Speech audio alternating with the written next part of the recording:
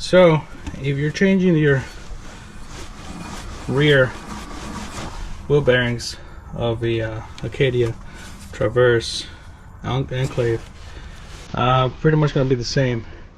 Once you remove the rotor caliper at the back, you're going to have, let's see, you're gonna have, where is it?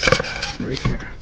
You have 1, 2, and 3. You're gonna have 3 bolts at the back. They're gonna be number 18. Okay. So let's just remove it. So I can show you.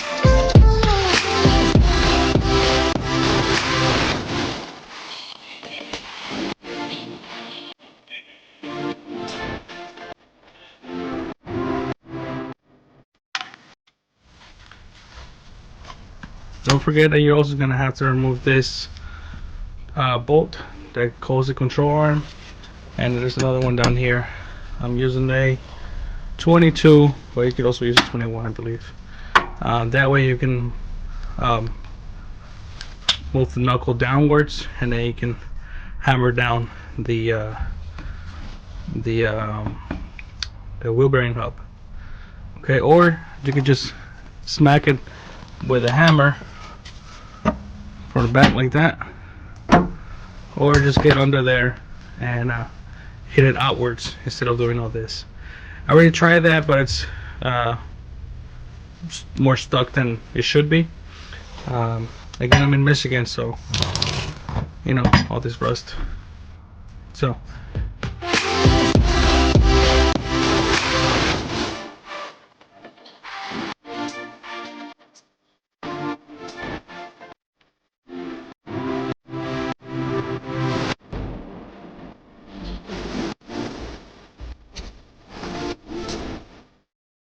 once you loosen the bolt that goes across holding the knuckle, there's also another one down here. And once you get those loose, it's gonna come down, and all you gotta do is hammer it and it will come off. Okay, what you could do is remove the ABS sensor, speed sensor, but what I did was just give it more slack. I gave it more slack with loosening those tabs without taking this off, because sometimes this ABS sensor breaks, so I didn't want to mess with that. Again, obviously don't hit it with the hammer when you hit it in the center. Just be careful with that. You could use an air hammer, or you could use your hammer as well. Okay, and that's how it's removed.